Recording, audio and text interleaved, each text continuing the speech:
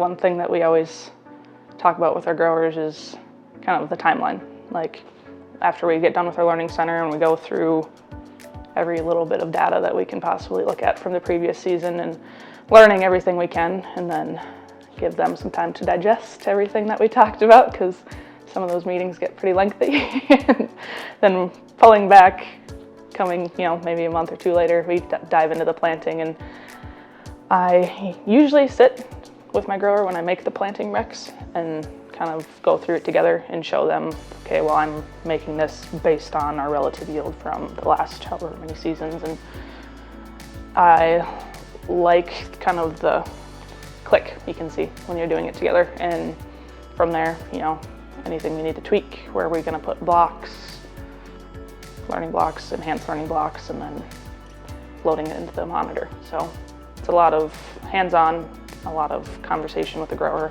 of determining where, because regardless, we can look at the data, but we still have to have their input too at the end of the day. So it's very hands-on, and I like that part of getting to work with my growers directly. The data is important because without using data-based decisions, we're not making our farms as profitable as we can make them. From our data, we learn, every field is different and every zone within that field is different. So we can learn which areas can be your higher performing versus your lower performing. And if we're not using that to make input costs, we're not going to be profitable across all our acres.